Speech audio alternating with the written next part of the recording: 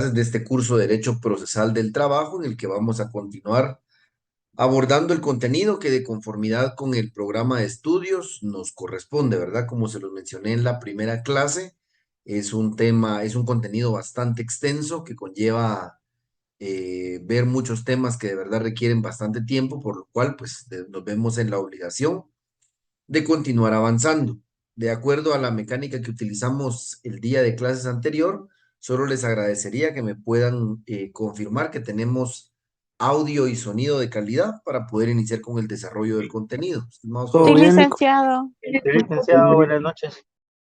buenas noches a todos. Bien, bienvenidos. Así que entonces vamos a dar inicio con nuestra clase del día de hoy, recordando brevemente que ya en la clase pasada empezamos a abordar el primer tema, que eran las generalidades. Vimos lo que son las nociones del derecho procesal del trabajo uno, en el que básicamente les comenté que en este curso vamos a ver cuál es la manera de poder acudir a la vía judicial a través del juicio ordinario laboral para hacer efectivos todos aquellos derechos y obligaciones que le asisten tanto al patrono como a los trabajadores.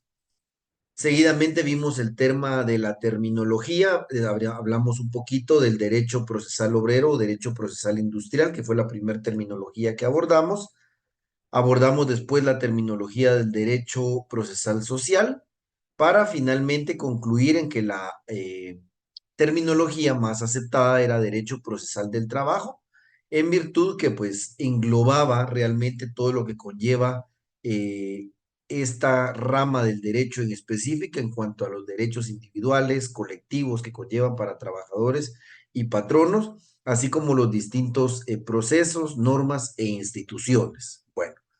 Vimos posteriormente una definición de derecho procesal del trabajo. Yo les mencioné en la clase anterior que más que memorizar una definición, realmente me interesaba que aprendiéramos realmente o entendiéramos qué era derecho procesal del trabajo y con base a entender el contenido del mismo íbamos a poder dar una definición sin mayor problema, aunque en la clase pasada pues compartimos ya una definición que era la que les mencionaba, el autor es el doctor César Landelino Franco. El cuarto tema que vimos en la clase anterior era la clasificación del derecho del trabajo. Les mencioné que el derecho procesal del trabajo se divide en dos: derecho procesal del trabajo individual y derecho procesal del trabajo colectivo. Que en derecho procesal del trabajo individual vemos básicamente cómo hacer efectivos todos aquellos derechos que le asisten tanto al trabajador como al patrono y que están contenidas en todas las normas de carácter laboral, entiéndase código de trabajo, entiéndase pacto colectivo de condiciones de trabajo, reglamento de trabajo, etcétera.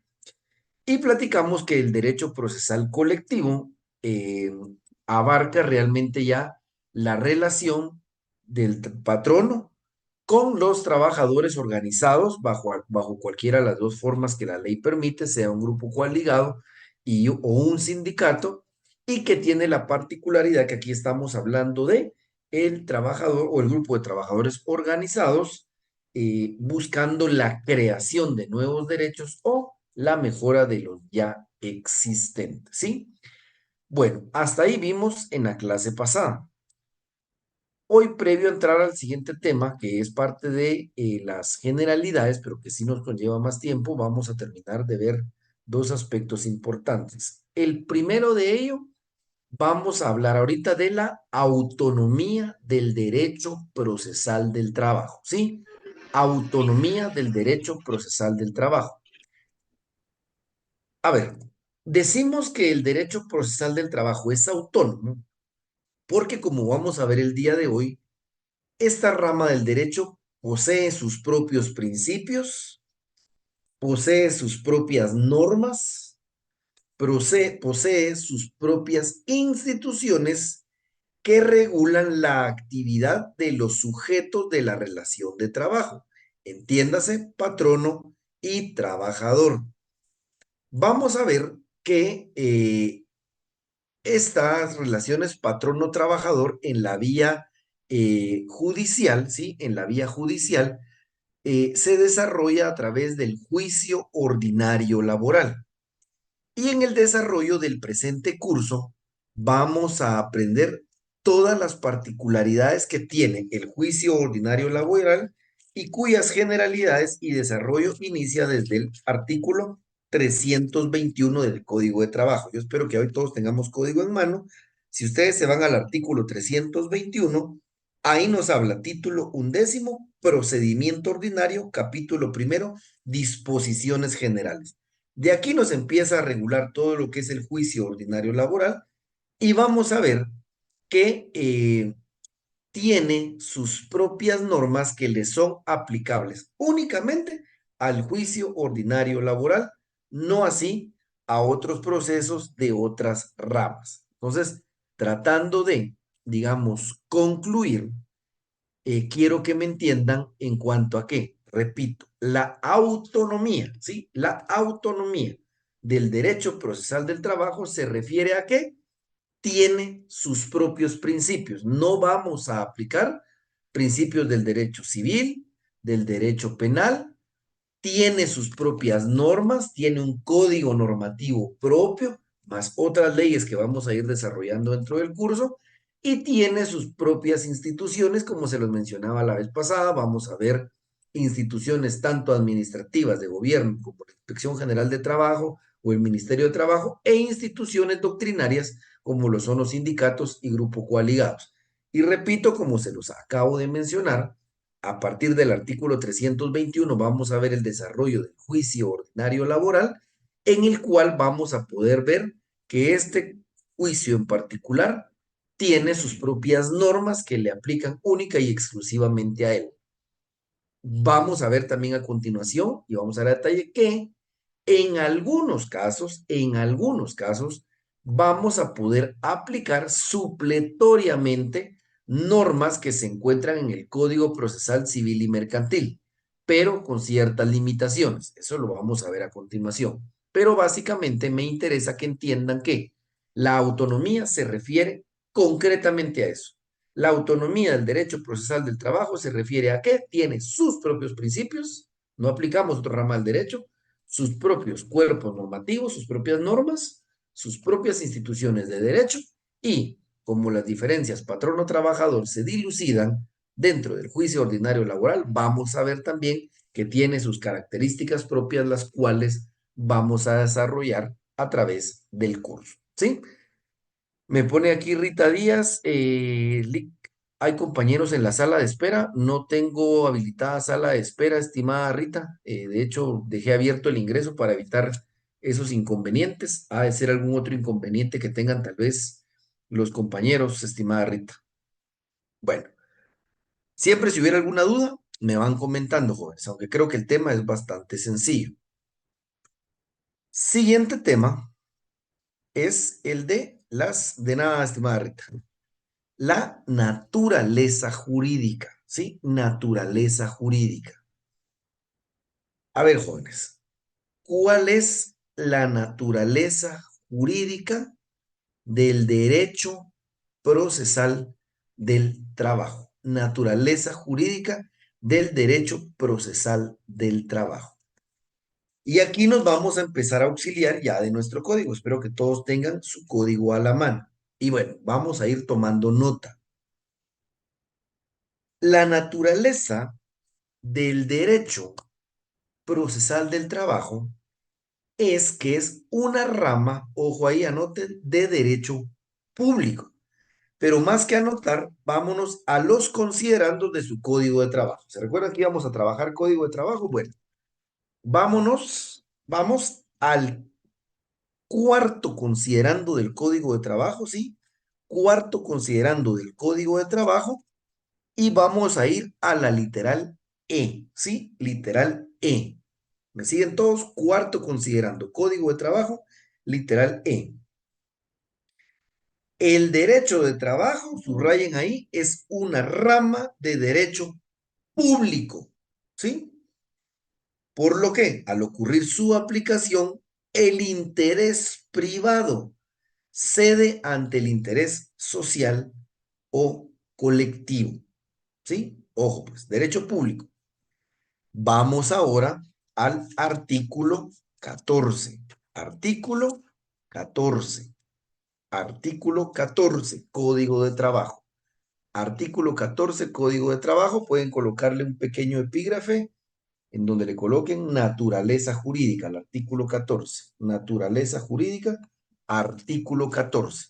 Que aquí el código es bien explícito al mencionarlo, ¿no? Y nos menciona el Código de Trabajo. Entonces, en el artículo 14, el presente código, sus reglamentos, o sea, el presente código y sus reglamentos son normas legales de orden público, ¿sí? Orden público. Bueno, entonces, digamos, la pregunta clara y concisa es, o la explicación clara y concisa es, la naturaleza jurídica del derecho procesal del trabajo es que es una rama del derecho público o que es de orden público. ¿Y a qué se refiere esto, jóvenes? A ver, como lo acabamos de leer en el primer considerando, aquí nos da una de las primeras reglas. Dice, a ver, al ocurrir, ¿sí? El derecho del trabajo, al ocurrir, dice, su aplicación, el interés privado cede ante el interés social o colectivo. Un ejemplo, tal vez ahorita me voy a adelantar bastante, pero creo que es donde más eh, claro puede ser el ejemplo. Vamos a ver el siguiente semestre que puede ser que en alguna institución o en alguna empresa, de repente un sindicato empieza a eh, solicitar un aumento de salario.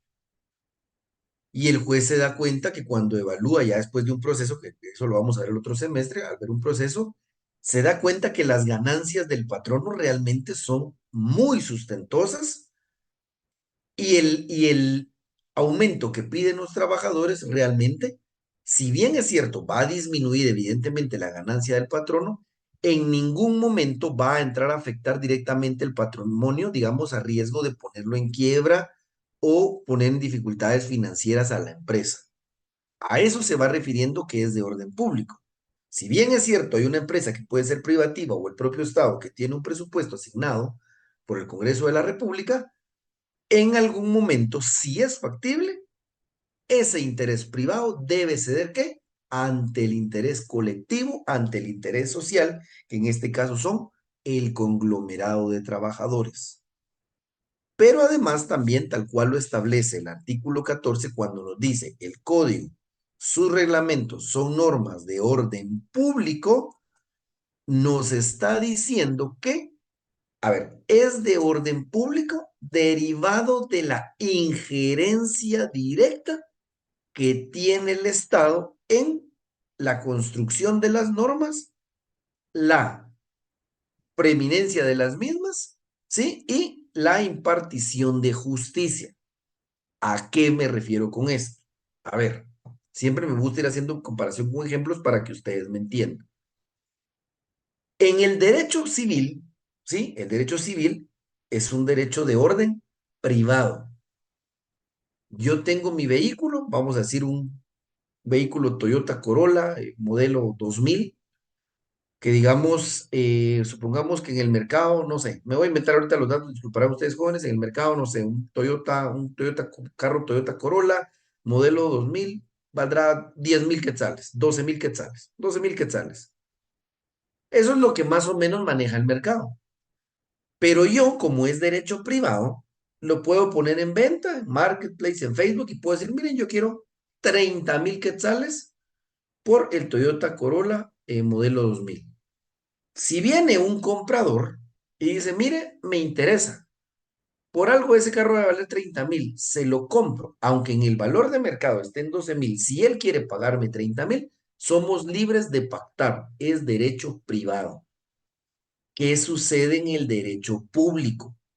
En el derecho público nos vamos a encontrar que el Estado es quien fija las normas, ¿sí? Vamos a ver ahorita en los principios que la autonomía de la voluntad se ve hasta cierto punto restringida. Veamos el texto constitucional. Si tienen por ahí su Constitución Política de la República a la mano, solo la voy a abrir acá en el buscador porque eso no la tengo aquí a la mano. Ah, bien, acá la tengo. Veamos qué nos establece la Constitución Política de la República. Aquí es donde se consagra mayoritariamente la parte de que la rama del derecho público es cuando el Estado, digamos, limita la voluntad de las partes y es quien rige las relaciones. Veamos, por ejemplo, acá, artículo 106, irrenunciabilidad de los derechos laborales. Los derechos consignados en esta sección son irrenunciables para los trabajadores, susceptibles de ser superados a través de la contratación individual o colectiva y en la forma que fija la ley. Para este fin, el Estado fomentará y protegerá la negociación colectiva.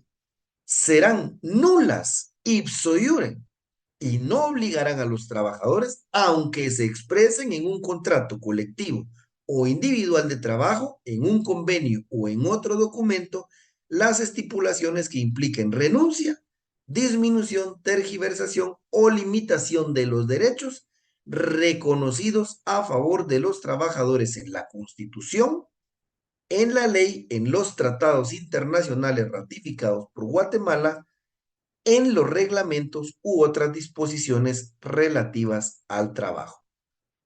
Por eso decimos que es una norma de orden público, naturaleza de orden público. Como lo acabamos de leer, las partes no tienen la libertad de actuar como sí lo tienen en el derecho privado. El ejemplo clásico en el derecho público, pues precisamente en el derecho de trabajo. Sabemos que año con año existe una Comisión Nacional del Salario que hace una propuesta y finalmente el Ministerio de Trabajo, a través del organismo ejecutivo, fija el salario mínimo para cada año. A como está la crisis, suele haber una mala práctica en muchas empresas. A ver, se contrata a una persona de 8 a 4 y sábados de 8 a 12. Llegan las personas a entrevistarse y le dicen, fíjese que sí le puedo dar el trabajo, pero fíjese que la condición de la empresa no es la mejor. Entonces, yo solo le ofrezco pagarle el 80% del salario mínimo. No le puedo pagar el salario mínimo. El 80% ya en unos meses, si la condición mejora, ya le nivelo al salario mínimo. ¿Acepta? La persona en la necesidad dice, sí, acepto, firma el contrato. El patrono dice, no, usted pues me va a ir a denunciar, entonces a demandar. Mire, una declaración jurada hecha ante notario en donde usted dice que acepta y jura y perjura que acepta el 80%. ¿Sí? Bueno, al cabo del tiempo, ¿será que el trabajador pierde su derecho a reclamar el pago del 100% de su salario mínimo, aun cuando ha firmado ese contrato y esa declaración jurada? No, no lo pierde. ¿Qué acabábamos de leer en el texto constitucional? El constituyente estableció una norma constitucional. A ver, esta es una norma de derecho público, por lo que disculpen, patrono y trabajador, ustedes no tienen autonomía de la voluntad para negociar. Van a negociar en cuanto no se disminuyan derechos de los trabajadores. Entonces, supongamos que alguien después le cuenta al trabajador, mira, no te pueden pagar menos del mínimo, demanda al patrono, ya se asesora bien el trabajador y demanda al patrono. Cuando el patrono presente como su prueba, mire, fíjese que habían 3 testigos de que él aceptó que solo se le pagara el 80%, no sé por qué ahora me demanda, aquí está el contrato donde él aceptaba, hay una declaración jurada ante notario, el juez va a resolver, discúlpeme, estimado patrono, pero la ley no le da facultades al trabajador para que él renuncie a sus derechos. ¿Se recuerdan? El texto constitucional dice, los derechos son irrenunciables, ¿sí? Irrenunciables. Le pongo esto como ejemplo porque aquí lo que nos quiere dar a entender entonces es que es el Estado el que da las reglas y rige las mismas. ¿Sí? A eso se refiere cuando decimos que el derecho procesal del trabajo es una rama del derecho público, como lo dice el considerando cuarto literal E, porque al ocurrir su aplicación, el interés privado cede ante el interés público o social. Y además porque, de conformidad con los que nos establece el artículo 14, la interpretación extensiva que hacemos es que es el Estado el encargado de aplicar las normas. limita hasta cierto punto la autonomía de la voluntad. Caso contrario, como yo se los mencionaba en el derecho civil, si alguien quiere vender un lapicero por 50,000 quetzales y alguien se lo compra, lo puede hacer con total libertad. Aquí no. Aquí sí él es el Estado el que rige y aplica las reglas. Claros estos dos temas, jóvenes, la autonomía del derecho procesal del trabajo y la naturaleza jurídica del derecho procesal del trabajo. Sí, licenciado, Sí, gracias. licenciado, todo claro. Adelante, estimado Oscar. Buenas noches, licenciado. Yo me quedé con la duda que no logré apuntar. Cuando usted mencionó la autonomía del derecho procesal del trabajo, mencionó que habían 4 puntos, que era el código de trabajo, pero no me recuerdo cuáles eran los otros 3. No sé si me los podría repetir. Bueno, de hecho hay un montón, mi estimado Jorge, pero yo les mencioné esa oportunidad, código de trabajo, pacto colectivo de condiciones de trabajo, reglamento interior de trabajo, pero era solo para ejemplificar que ustedes me entiendan que refiere a normas jurídicas. Y una norma jurídica puede estar contenida en un convenio colectivo de condiciones de trabajo, en un contrato individual de trabajo, ¿qué le digo yo? No sé, en la ley del ICS, algún beneficio, etcétera, ¿verdad, estimado Jorge? Solo se los mencionaba porque lo que me interesaba que me entendieran es que tiene sus propias normas que rigen puntualmente esta materia. Pero digamos, para responderles la pregunta, recuerdo que los ejemplos que mencioné fueron código de trabajo, pacto colectivo de condiciones de trabajo y eh, reglamento interior de trabajo. Entonces, a veces, jóvenes, y qué bueno, Jorge, que hace ahí la pregunta, a veces yo cuando voy a tratar de ir haciendo esa separación en los ejemplos que doy, van a ir viendo ustedes que no es porque existan solo esos casos en particular. Cuando yo les presento un ejemplo, es básicamente como se los dije, para que me entiendan el concepto. Me interesa más que entiendan la aplicación y el concepto como tal que líneas puntuales. Pero ahí estamos, estimado Jorge, espero haber solventado la duda. Muchas gracias. A la hora. Oscar, perdón, No, rata, va estimado a Oscar. salir. ¿Alguna No. otra duda o consulta, jóvenes? Vivo a las 10, son un par de vueltas. Bueno, si hubieran dudas o consultas, me van comentando. Vean, pues, el siguiente tema que tenemos que abordar ahorita, de hecho, iba antes de la autonomía y de la naturaleza jurídica, pero es un tema más extenso, por eso quería yo sacar las primeras generalidades y ya quedarnos con este tema en particular. El siguiente tema que vamos a analizar, jóvenes, es un tema de suma importancia. Y es el tema de los principios, ¿sí? Los principios que inspiran al derecho procesal del trabajo. Los principios que inspiran al derecho procesal del trabajo. Bueno, aquí tenemos que ir agotando en orden varias ideas. A ver, cuando ustedes vieron Introducción al Derecho, no recuerdo si Introducción al Derecho uno o 2, vieron el tema de lo que eran los principios, ¿sí? Para hacer una breve remembranza de qué son los principios, vamos a recordar, digamos, que son las directrices o las líneas matrices, creo que tengo acá, aquí lo tengo, esto, miren, los principios. Esto a grosso modo, ¿verdad, jóvenes? Ustedes ya lo vieron despacito en sus cursos de introducción al derecho. Principios, directrices o líneas matrices dentro de las cuales han de desarrollarse las instituciones del proceso, ¿sí? Como lo mencionábamos, en la autonomía, ¿sí? Vamos a ver que las distintas ramas del derecho tienen sus propios principios. Y los principios se vuelven de suma importancia porque los vamos a estar aplicando, ¿sí? Los vamos a estar aplicando en diversas fases del proceso.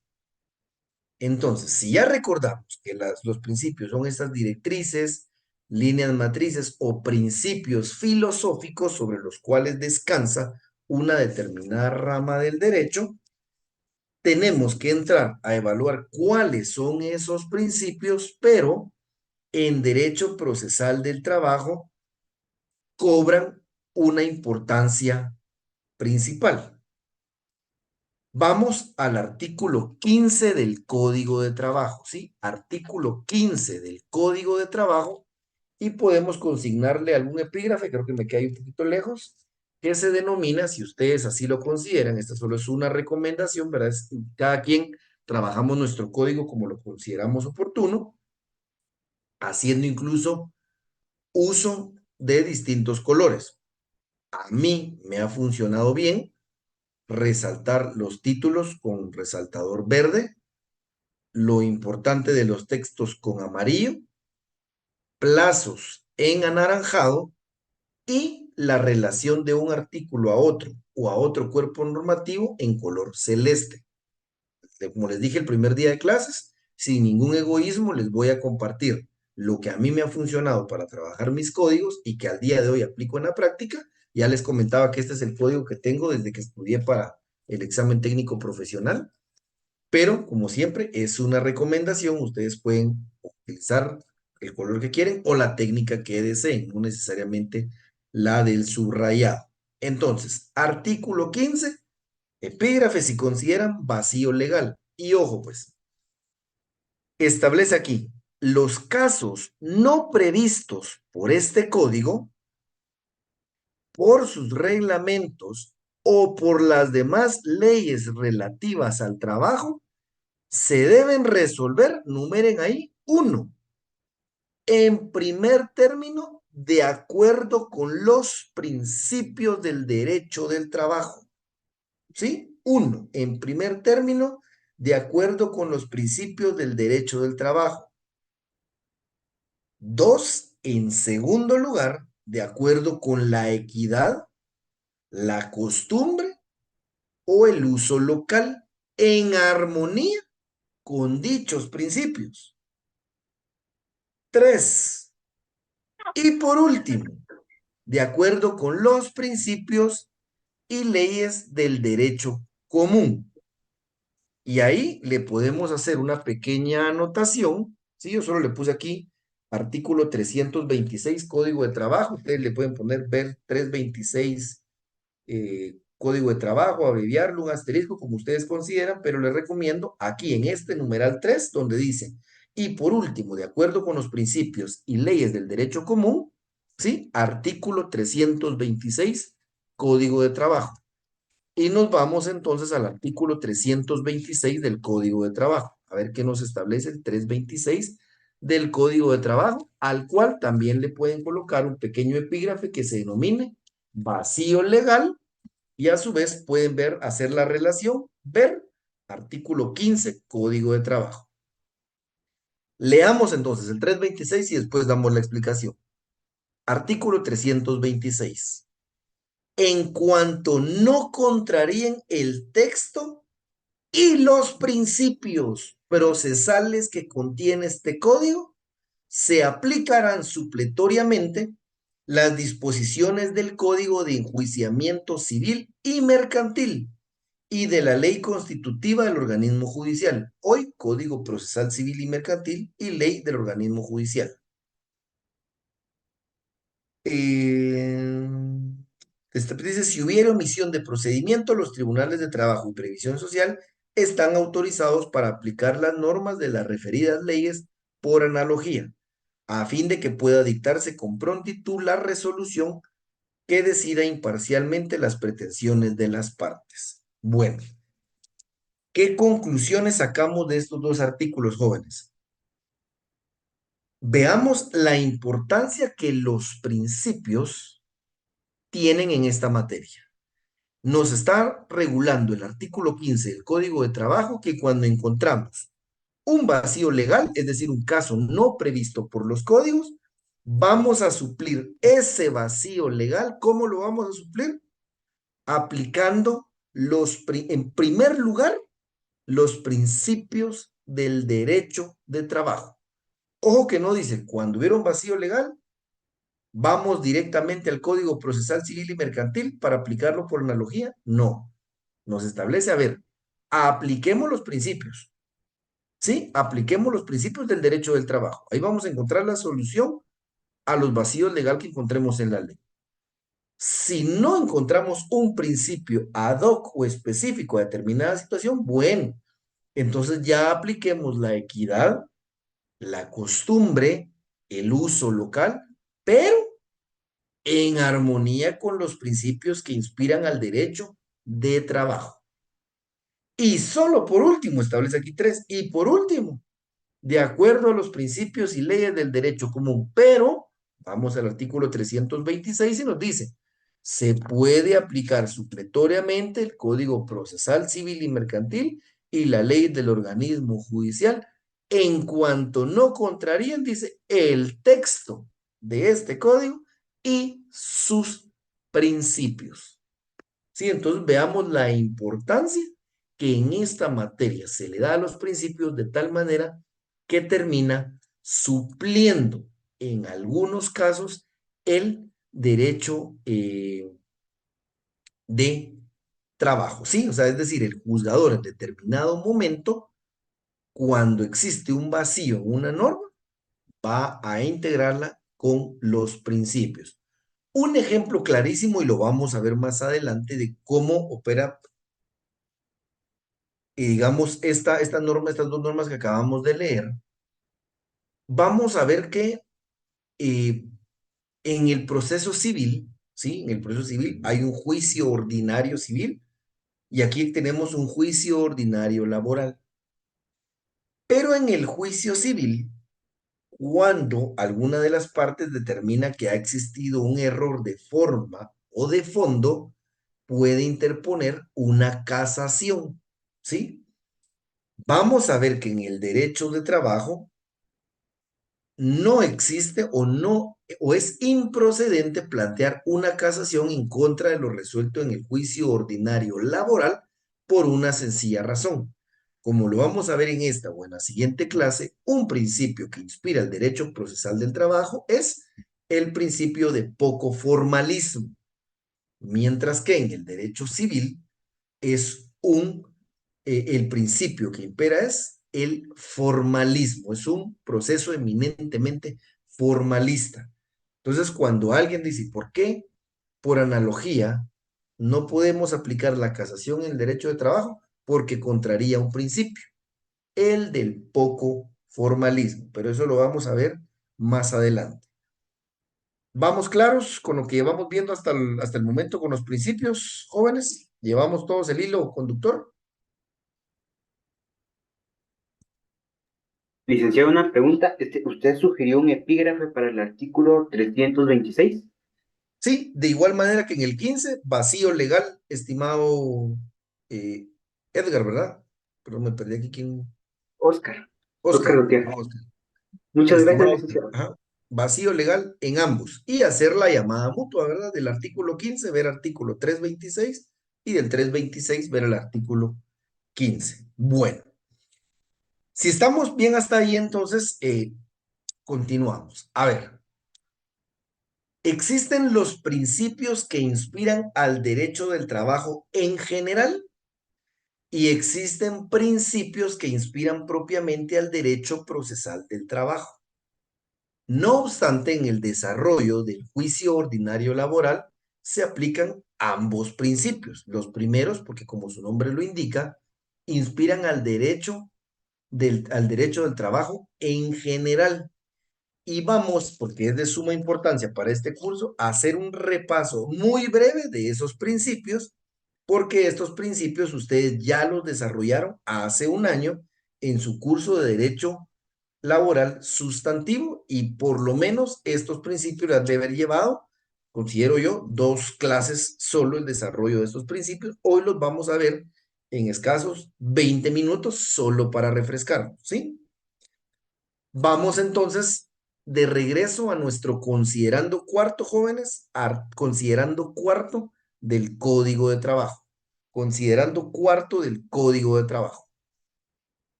Literal A. Primer principio. Aquí nos vamos a basar, miren. Existen muchos principios doctrinarios y hay muchos autores, muchas fuentes y demás. Nosotros acá, como este es un curso procesal, nos vamos a ceñir a los principios que nos regula el Código de Trabajo. Por eso les decía que este tema les ha de haber llevado por lo menos 2 clases. Hace un año aquí nos vamos a hacer un resumen y nos vamos a pegar a lo que establece el Código de Trabajo. Se los digo porque puede ser que alguien hoy revise sus anotaciones del profesor que les dio el curso hace un año y van a encontrar tal vez más principios, otras teorías, algunos doctrinarios, pero yo me voy a circunscribir hoy a lo que nos regula el Código de Trabajo por efectos prácticos. Bueno, cuarto considerando, literal A. El derecho de trabajo es un derecho tutelar. Primer principio, subrayen, es un derecho tutelar de los trabajadores, puesto que trata de compensar la desigualdad económica de estos, otorgándoles una protección jurídica preferente. Y vamos a hacer aquí una pequeña llamada, ¿sí?, al artículo 103 constitucional. Artículo 103 constitucional. ¿Y qué nos regula el artículo 103 constitucional? Tutelaridad de las leyes de trabajo. Las leyes que regulan las relaciones entre empleadores y el trabajo son conciliatorias, tutelares para los trabajadores y atenderán a todos los factores económicos y sociales pertinentes. ¿A qué se refiere esto, jóvenes? Repito, como solo es un repaso, nos vamos a recordar que este principio de tutelaridad se refiere a que el derecho de trabajo sabe que entre patrono y trabajador hay una relación desigual. El patrono es el dueño del capital, de los factores de producción, de la inversión, etc. Mientras que el trabajador, ¿sí?, es simplemente quien brinda su fuerza de trabajo, sea esta física o intelectual, pero va a tener siempre una diferencia, dice aquí, económica y una desigualdad social frente al patrón. Entonces, las leyes de trabajo vamos a ir viendo en el desarrollo del curso, y ustedes ya lo vieron el año pasado, que no es que busque poner en una o colocar en una posición superior al trabajador, sino que entendiendo que hay una desigualdad patrono-trabajador, las normas se hacen de tal manera que exista una equidad o una igualdad de condiciones entre patrono y trabajador. A eso se refiere la tutelaridad, que ya cuando entremos a los principios procesales, jóvenes, vamos a ir viendo algunos ejemplos. Aquí voy a hacer, repito, un repaso breve, porque esto ya lo vieron ustedes el año pasado. No obstante, si hay dudas, con muchísimo gusto lo vamos solventando.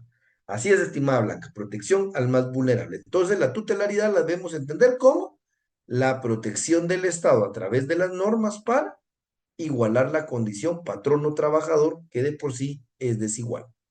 Primer principio. Segundo principio, literal B. El derecho de trabajo, subrayen, constituye un mínimo de garantías sociales. Segundo principio, constituye un mínimo de garantías sociales, protectoras del trabajador, irrenunciables únicamente para este y llamadas a desarrollarse posteriormente en forma dinámica en estricta conformidad con las posibilidades de cada empresa patronal mediante la contratación individual o colectiva y de manera muy especial por medio de los pactos colectivos de condiciones de trabajo. Aquí podemos hacer también una llamada al artículo 106 constitucional, jóvenes. Artículo 106 constitucionalidad.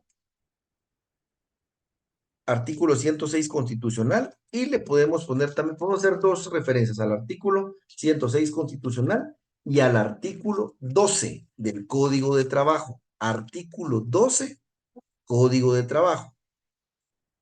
Si nos vamos a nuestro artículo 12, acá podemos colocarle un epígrafe que se denomine irrenunciabilidad. Y nos establece este artículo 12, al que le podemos poner, repito, el epígrafe irrenunciabilidad.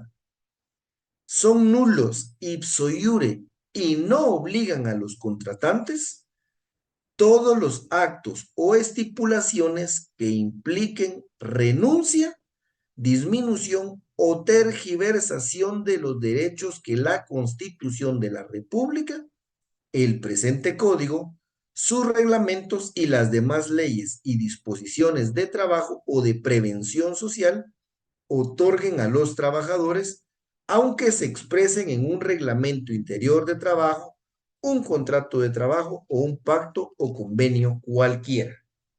Entonces, a este artículo 12 también le pueden hacer la llamada artículo 106, Constitución Política de la República de Guatemala, y considerando cuarto literal B, Código de Trabajo. Vamos viendo, vamos incluso, ¿sí? Integrando las normas. Entonces, ¿a qué se refiere este principio, jóvenes, de constituye un mínimo de garantías sociales? A lo que hablábamos hace unos minutos. Los derechos que la ley le establece al trabajador, sea en el código, sea en un pacto colectivo de condiciones de trabajo, sea en una ley de carácter social, como decía acá, lo que les decía el ejemplo, la ley del ICS, ley de clases pasivas del Estado, etcétera. Hay un sinfín de leyes en materia laboral. Si existe un derecho ahí normado, eso es lo mínimo a lo que tiene derecho el trabajador. Establece, son irrenunciables únicamente para él. Lo que les decía, al ser una rama del derecho público, el Estado establece, a ver, esto es lo único y con todo respeto, señor trabajador, usted no puede renunciar a esos derechos porque no son suyos. Yo como Estado se los estoy dando. El ejemplo que platicábamos del salario mínimo, nadie puede, tiene la facultad o es ilegal, lo acabamos de ver en el artículo 12 del Código y en el 106 constitucional dice, es nula ipso iure la ley que disminuye, tergiverse o contravenga un derecho. Así esté firmada en un contrato, en un pacto, en una declaración jurada, lo que usted quiera. No se pueden disminuir esos derechos. Son solo susceptibles de ser mejorados, pero eso ya es materia del derecho colectivo. ¿Sí? Dice Francisco, los agentes de seguridad privada no llegan al mínimo. Los agentes de seguridad privada, estimado Francisco, es un caso totalmente aparte que ahí con él, con los pobres, nos llevaría hasta una o dos clases a hablar las condiciones en las que los contratan. Pero ahora ustedes ya saben que si hay condiciones que vulneran los derechos ya adquiridos, esas normas no tienen aplicación legal, no nacen a la vida jurídica. Adelante, Catherine. Gracias, tengo una consulta. Por ejemplo, en donde yo trabajo hay una área de supervisores, pero ellos específicamente no entran a una planilla y se les contrató solo como por pago de comisiones. Pero siempre nos han hecho el comentario que ellos quisieran que se les agregara planilla. No se firmó ningún contrato con ellos, sino solamente se les contrató. Por ejemplo, ellos, ¿cómo podrían proceder contra la empresa, digamos, viendo esto? Digamos, estimada Catherine, aquí voy a tratar de ser explícito para no desviar un tanto del tema. Vea su artículo 18, en donde están los elementos de la relación del trabajo. Artículo 18. Que aquí básicamente aquí lo tengo anotado, son 5 aspectos que se evalúan en una relación de trabajo. Un vínculo económico jurídico, servicios personales, dependencia continua, dirección inmediata y una retribución. Si estos supervisores, como suele pasar, tienen un horario, tienen un jefe, reciben un pago a fin de mes, cumplen con un reglamento, es decir, todas las relaciones de trabajo, esa figura de contratarlos por comisión es una simulación en fraude de ley. ¿Qué pueden hacer estas personas? Como lo vamos a aprender en este juicio, a través del juicio ordinario laboral, plantear su demanda a fin de que un juez le reconozca que lo que realmente tienen es una relación laboral y por ende todas las prestaciones, remuneraciones que eso conlleve. No sé si respondo ahí la pregunta, estimada Catherine. Ilic, muchas gracias. ¿Estamos? Excelente. Bueno, cualquier duda me cuentan, jóvenes. Segundo principio, entonces. Tercer principio. Literal C. El derecho de trabajo es un derecho, subrayen, necesario e imperativo. Subrayamos necesario e imperativo. Tercer principio. Establece, dice acá, o sea, de aplicación forzosa. En cuanto a las prestaciones mínimas que conceda la ley, donde se deduce que esta rama del derecho limita bastante el principio de la autonomía de la voluntad, propio del derecho común, es decir, el derecho civil, el cual supone erróneamente que las partes de todo contrato tienen un libre arbitrio absoluto para perfeccionar un convenio sin que su voluntad esté condicionada por diversos factores y desigualdades de orden económico-social. Si se dan cuenta, realmente creo que con la explicación anterior incluso abarqué este principio. El principio anterior básicamente nos regula que son las mínimas e irrenunciables, pero va de la mano de este otro principio y es puntualmente el ejemplo que les daba. En el derecho civil usted tiene libertad. Usted puede negociar como quiera. Usted tiene su teléfono y si tiene un precio en la tienda, usted lo puede, no sé, el último iPhone vale 15,000 quetzales, pero yo hoy tengo hambre y quiero venderlo en 50 quetzales, lo puedo hacer. O como ya le descargué varios juegos, le tengo bonitos fondos de pantalla, se me place venderlo en 30,000 y alguien me lo paga, lo puedo hacer. En el derecho de trabajo no dice necesario e imperativo, o sea, de aplicación forzosa. No hay si se quiere o no se quiere. Pongamos otro ejemplo si quieren para graficarlo mejor. Un patrono decide poner una maquila. ¿Sí? Una maquila y dice, bueno, me voy a dedicar al negocio de la ropa, voy a poner una maquila, pero eso del bono 14 sí no lo voy a pagar yo aquí. Entonces, voy a sacar un anuncio a la prensa y miren, se necesitan empleados, hay vacantes, salario competitivo, horario atractivo cerca de la universidad para que estudies, observación, no se paga bono 14. ¿Puede hacer eso el patrón? No. Dice, nos establece acá que es de aplicación forzosa. A eso se refiere con necesario e imperativo. No es si quiero o no quiero cumplir las normas o la oferta que pueda hacer. Tengo que cumplir con lo que la ley establece. ¿Sí? Me dicen si vamos ahí. No voy a ahondar mucho en este principio que, repito, va muy amarrado del principio anterior. Bueno, seguimos. Cuarto principio. El derecho de trabajo es un derecho, subrayamos, realista y objetivo. Cuarto principio, realista y objetivo. Lo primero, porque estudia al individuo en su realidad social y considera que para resolver un caso determinado a base de una bien entendida equidad, es indispensable enfocar ante todo la posición económica de las partes. Y lo segundo, porque su tendencia es la de resolver los diversos problemas que con motivo de su aplicación surja con criterio social y a base de hechos concretos y tangibles, ¿sí? De hechos tangibles. Vamos a ver, jóvenes, que aquí habla mucho de lo que es el derecho colectivo, que no me voy a meter todavía bastante a eso, pero de grosso modo les diré que cuando hay una negociación colectiva, en cada caso en concreto el juez tiene la oportunidad de aplicar, ¿sí? O de, digamos, de poder evaluar el entorno acorde a su percepción. Puede ver, digamos, las condiciones de donde esté una fábrica, el estrato social de los trabajadores de determinada empresa, etcétera. Es decir, puede realmente aplicar esa realidad que él percibe y no basarse solo en la letra muerta.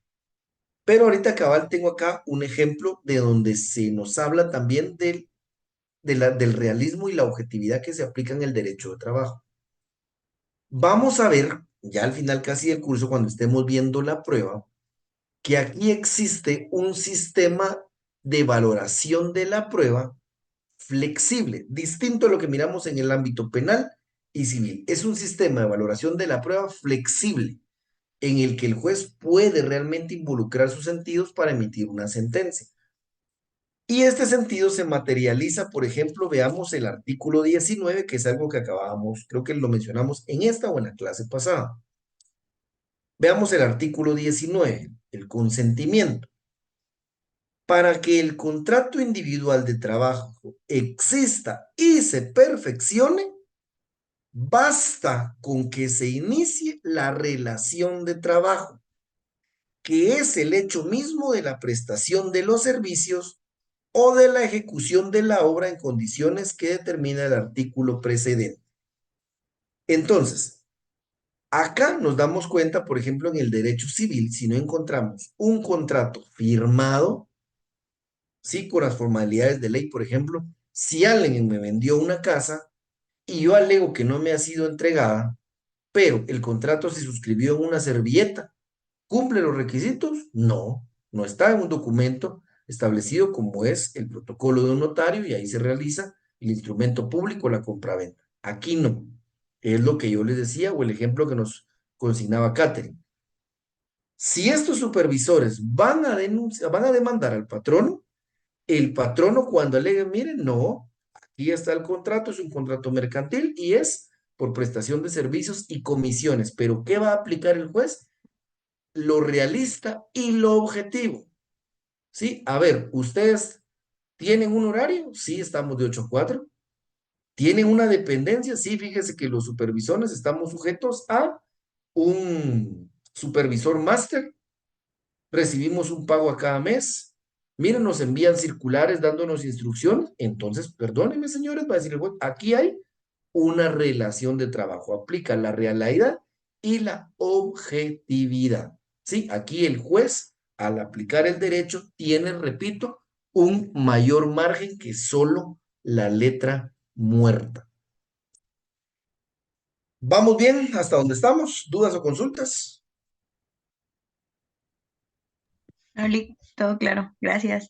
Bueno, adelante, Fabiana. Buenas noches, licenciado, con una consulta. Ujú. Con esto que comenta de la relación laboral, digamos que hay una persona bajo servicios técnicos o profesionales y obviamente hay una relación laboral que la persona nunca quiso pues pelear para evitar problemas, pero si lo despiden y decide como solicitar todas las garantías que no recibió, el bono 14, una liquidación al final, ¿podría pelearse eso? Sí, estimada Fabiana, la respuesta es sí. Lo único que hay que tomar en cuenta siempre, jóvenes, vean rapidito artículo 258, y la memoria no me falla, no me falló. A partir del artículo 258 se regula todo lo que es el tema de prescripción, del artículo 258 al artículo 264, en el cual nos establece cuál es el plazo que tenemos para reclamar ciertos derechos.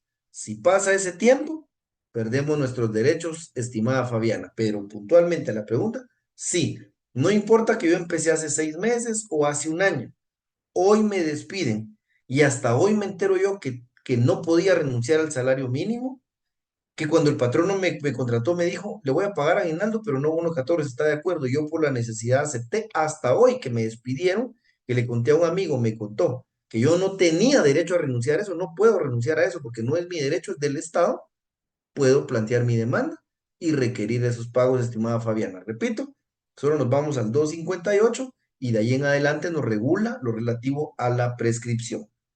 ¿Estamos, Fabiana? Sí, licenciado, muchas gracias. Adelante, estimada Blanca. Lick, solo un comentario. Dígame, Em, en mi experiencia personal, quienes, bueno, no sé, los principales en vulnerar estos principios son los abogados. Por lo menos en la empresa donde yo estoy, igual, ¿verdad? Renunciaron a las irrenunciables y hice el comentario como, bueno, pero eso no se puede, ¿verdad? Entonces, el mismo abogado de la empresa es como, bien, porque se negoció y se llegó a un acuerdo y él aceptó. Entonces, es un poco decepcionante, ¿verdad? Que como que el abogado es el que da la pauta de cómo poder evadir esos derechos. No, estimada Blanca, pero ahí lo que hay es, con el respeto de los colegas, que además ni los conozco, es una mala asesoría. Vaya usted a demandar y me cuenta si el juez le da la razón al trabajador o a los abogados que asesoraron mal. Ahí hay un mal asesoramiento, estimada Blanca. Blanca fue, ¿verdad? Eh, Veamos lo que estamos leyendo. No puede el trabajador renunciar a sus derechos. No es una facultad que tenga. Como establece el 106 constitucional y el 12 del Código de Trabajo, son nulas ipso iure. Esas normas nunca nacen a la vida jurídica. Entonces, Blanca, ahí con respeto a los colegas, lo que hay es una mala asesoría. Y a veces los abogados caen en esa trampa de los patronos. Se los digo porque obviamente no accedo a esas cosas, pero me ha tocado asesorar en algunas empresas en donde se les hace ver esto a los patronos y el patrono es de todas maneras, no, pero yo quiero un formato en donde él renuncia a que me va a demandar. Él renuncia a las prestaciones.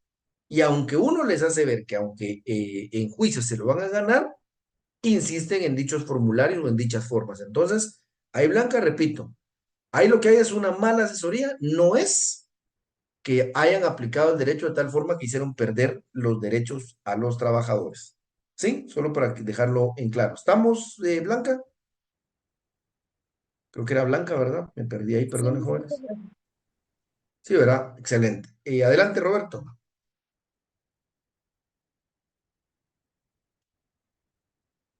Estimado Roberto. Buenas tardes, licenciado. Buenas tardes, compañeros.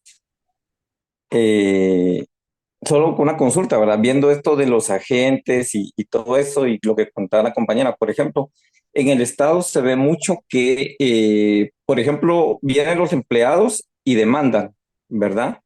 Pero para conseguir trabajo viene la institución y les dice, bueno, lo vamos a contratar, pero tiene que desistir de la demanda.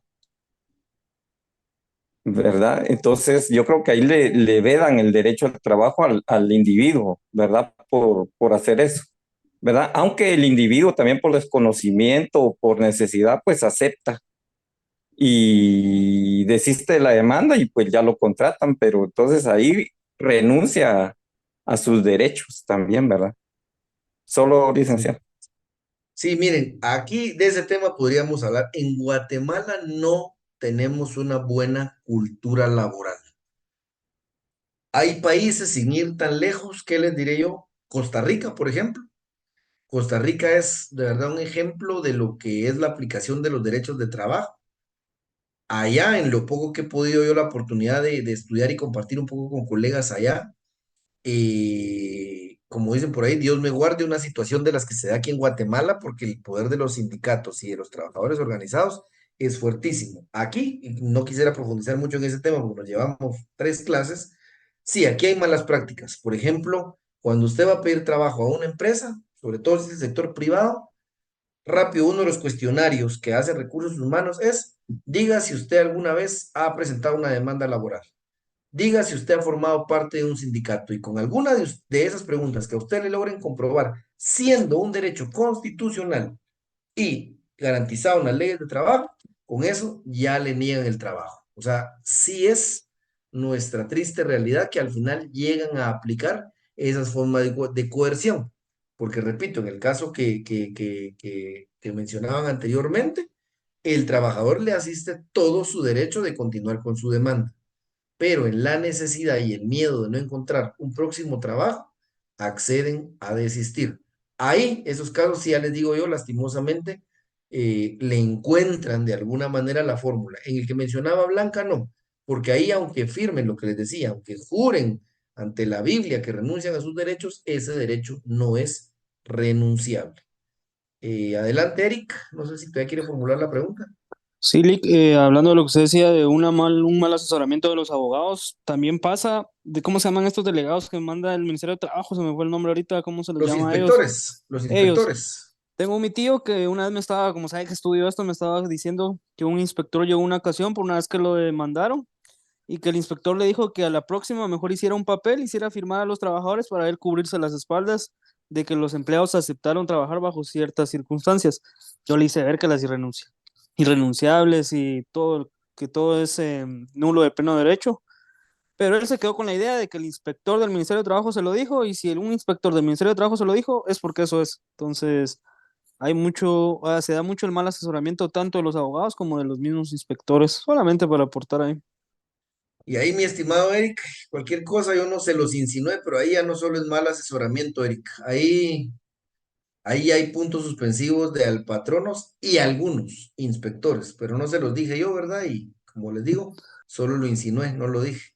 Entonces ahí hablamos de otros temas lamentables, pero sí, en el desarrollo del curso vamos a ir viendo muchas cosas que están, o ustedes ya lo vieron incluso hace un año, derechos que le asisten al trabajador y que ustedes lo han vivido la mayoría lastimosamente en carne propia, de cosas que no se aplican y va a distar mucho de lo bonito que se ve aquí en la norma de lo que sucede en la práctica. Repito, tenemos una mala cultura de derecho laboral. Esa es nuestra realidad, jóvenes.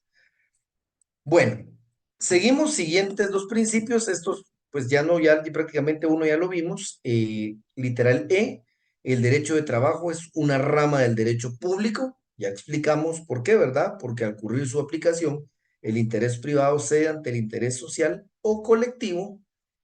Literal F, que nos establece aquí, el derecho de trabajo es un derecho, subrayamos, hondamente democrático. Hondamente democrático. Leámoslo, este es realmente filosófico, no tiene mucha aplicación, es más un principio filosófico, nos establece aquí, porque se orienta a obtener la dignificación económica y moral de los trabajadores, que constituyen la mayoría de la población, realizando así una mayor armonía social, lo que no perjudica, sino que favorece los intereses justos de los patronos, y porque el derecho del trabajo es el antecedente necesario para que impere una efectiva libertad de contratación, que muy pocas veces se ha contemplado en Guatemala, puesto que al limitar la libertad de contratación puramente jurídica que descansa en el falso supuesto de su coincidencia con la libertad económica, impulsa al país fuera de los rumbos legales individualistas, que solo en teoría postulan a la libertad, la igualdad y la fraternidad. Les digo, esto es un principio filosófico. Es ¿qué buscamos con la aplicación de este principio, de este código, la promulgación de este código? Lastimosamente, este principio filosófico que se promulgó en los años de 1960, pareciera que hoy, 60 años después, no ha cambiado nada de esa realidad que se buscaba en aquel entonces, si ustedes le dan lectura. Pero repito, es más filosófico que de aplicación práctica. Y el último principio lo vamos a encontrar en el sexto considerando, jóvenes. Sexto considerando. Establece aquí que las normas del Código de Trabajo deben inspirarse en el principio de ser esencialmente conciliadoras entre el capital y el trabajo y atender a todos los factores económicos, sociales y pertinentes. Pero este principio en particular, solo se los dejo mencionado para que lo tengamos claro como principio, pero este tiene su aplicación eminentemente en el derecho procesal colectivo. Este lo desarrollamos despacio el otro semestre. Entonces, nos damos cuenta que encontramos que nuestro código de trabajo nos regula los siguientes principios del derecho del trabajo en general. Estos son, ojo jóvenes, principios que inspiran el derecho del trabajo en general. Derecho tutelar constituye un mínimo de garantías sociales necesario e imperativo, realista y objetivo, rama del derecho público, hondamente democrático y esencialmente conciliador entre el capital y el trabajo. ¿Sí? 7 principios que nos rigen el Código de Trabajo. Bueno, hoy a pesar de que quería hacer yo una explicación muy sucinta, de todas maneras nos llevó todo el periodo. En la siguiente clase, entonces, porque ahorita solo nos faltan 7 minutos, creo que no vale la pena ya empezar con los principios que inspiran al derecho procesal del trabajo, ¿sí? Ahí sí hablamos de los principios específicos del derecho procesal del trabajo, pero era sumamente importante hacer una recapitulación de estos principios, porque como ya lo vimos en nuestro artículo 15, cuando encontremos un vacío legal en la aplicación de la norma, ¿qué necesitamos aplicar? En primer término, los principios del derecho del trabajo. ¿Sí? ¿Dudas o consultas con lo visto el día de hoy, jóvenes? Licenciado, siguiendo la línea de preguntas de los compañeros, también he visto que se da mucho la práctica, que también personalmente a mí me pasó, en la cual las empresas contratan, pero facturando, ¿verdad? Como pequeño contribuyente y uno factura sus servicios, ¿verdad? Entonces, cuando pasan estas situaciones, muchas veces las empresas tienden a aprovecharse, ¿verdad? Y es como que amenazando y tendiendo a la gente como, mire, ya no lo voy a contratar, ya no lo voy a seguir requiriendo el servicio si no cumple estos horarios que son extremadamente largos o que no dan, digamos, que dicen la mía extra, ponerse la camiseta. Y sucede mucho que sí existe la relación, ¿verdad? Porque hay un horario de trabajo, hay una relación de patrono-colaborador y todo como que si fuera un colaborador debidamente contratado, pero sí existe mucho esta costumbre y hay muchísimas empresas. Y yo me he dado cuenta que últimamente de esta forma es la que se está contratando demasiado y mucha gente, digamos, que sí necesita acceso al IX o beneficios como el extra, ¿verdad? Pues lo pierden y pues la necesidad de comer hoy y tener un techo también hoy hace que la gente acceda a facturar y igual se violentan muchos derechos. Esto, por ejemplo, ¿usted cómo lo ve desde su perspectiva de este juicio ordinario? ¿Se podría hacer algo para que uno diga, miren, yo ya no quiero que me facturen, yo ya llevo trabajando aquí 3 años, me pueden, digamos, ya meter a planilla? ¿O cómo es que se podría manejar esta situación? Sí, estimado Oscar, completamente lo que le decía. Por eso a ver, repito, los elementos de la relación de trabajo están en el artículo 18, ¿sí?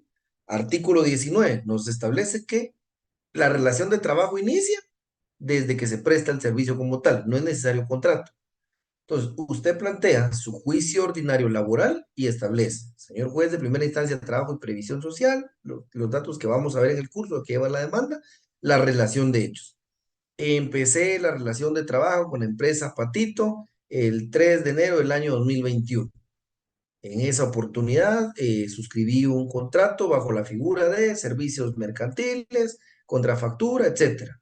No obstante, lo que establecen los artículos 106 constitucional, el cuarto considerando, el artículo 12, son derechos irrenunciables, por lo que planteo mi demanda en el sentido que se reconozca mi relación laboral desde el 3 de enero del 2021 y que por ende, una vez reconocida la relación laboral, se me complemente si hacen falta salarios, se pague bono 14, se pague aguinaldo, si hay horas extras, solo que esas sí hay que probarlas de conformidad con una sentencia de la corte, pero si hay horas extras que se paguen, etcétera, y reconocimiento de el pago del IX por todo ese periodo. Sí se puede, estimados, sí se puede requerir precisamente el juicio ordinario laboral que vamos a ver en este curso, como les decía, es para requerir todo aquello que vimos en derecho individual sustantivo, todos esos derechos, poderlos reclamar ante el juez. Entonces, puntualmente, sí se puede, estimado Oscar. Muchas gracias. Adelante, adelante, Catherine. Gracias, perdón, otra vez la pregunta. Respecto a esto, precisamente en mi trabajo es eso, se factura todo lo que se trabaja, ¿verdad? Pero es en relación a ventas. Entonces es como, ellos lo tienen como un servicio que están prestando a la empresa porque son vendedores de la empresa como tal. Entonces no sé si procedería lo mismo o menos. Digamos, está bien que la figura de ventas, pero lo que les digo, mire, creo que la base, lo que les decía siempre, revisemos el artículo 18. Si se dan los elementos de una relación de trabajo, eh, sí se puede mandar, porque, a ver, una cosa es el vendedor realmente en una verdadera relación de comercio. A ver, yo te doy producto, vas, se vende, es una relación comercial. Pero si los vendedores están en la empresa, tienen horario, tienen un lugar ubicado, tienen un superior jerárquico, reciben instrucciones, ahí es una relación de trabajo. Eso es lo que hay que ver, Catherine. No sé realmente en qué figura están los vendedores ahí en su empresa. Sí, claro. porque está, por ejemplo, gerente de ventas, supervisores, que era el que le comentaba, ¿Mm? y bajo el supervisor ya están los asesores como tal de ventas. Pero lo que le decía, ellos tienen horario, están físicamente en ese horario en la empresa, tienen un lugar de trabajo. Sí, por ejemplo, los supervisores están de lunes a viernes, de 8 a 4, a veces de 8 a 5, y los asesores solamente cuando se les solicita. Por ejemplo, trabajamos por turnos. Pongámosle que al grupo uno le toca de lunes a viernes, de 8 a 5, entonces ellos van esa semana y la siguiente semana no. Entonces así lo vamos trabajando por turnos, pero sí llegan en su debido momento, se les da indicaciones que tienen que llegar en un horario y ciertos días. Y siempre tienen a su jefe, ¿verdad? Que es su jefe inmediato. Pues tienen, digamos, es lo que le digo, ahí hay una dirección inmediata, porque un contrato mercantil de ventas es saber, yo Fernando Chacón, dueño de productos, te entrego, estimada, una catering, una relación comercial, unos teléfonos, vas y los vendes, hagas tu ganancia y me das lo que a mí me corresponde. Es una relación comercial, pero ya cuando hay horario, hay jefe, hay dirección inmediata, como dice aquí, dependencia continua, ahí hay una relación de trabajo. Como siempre, y ustedes lo van a aprender en las oficinas, como siempre, obviamente cada caso hay que verlo ya muy despacio y en particular.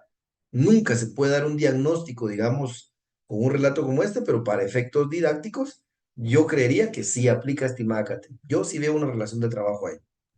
Gracias, Lick. Bien, jóvenes, entonces lo vamos. Adelante, Cristian, tenemos un minuto todavía. Gracias, licenciado. Buenas noches a todos.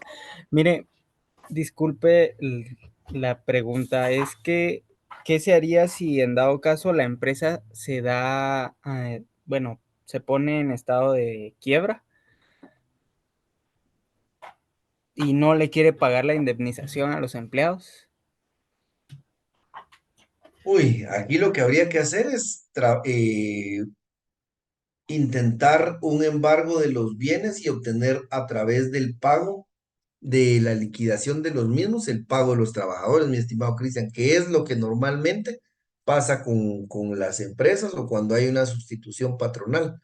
Pero en un caso extremo, plantear la demanda para que el juez ordene que con el embargo y remate de los bienes, lo que se obtenga de eso, se haga el pago de las prestaciones hasta donde alcance. Ok, muchísimas gracias. Muy amable. Está bien, estimado Cristian. Bueno, jóvenes, lo dejamos por ahí el día de hoy porque tenemos que,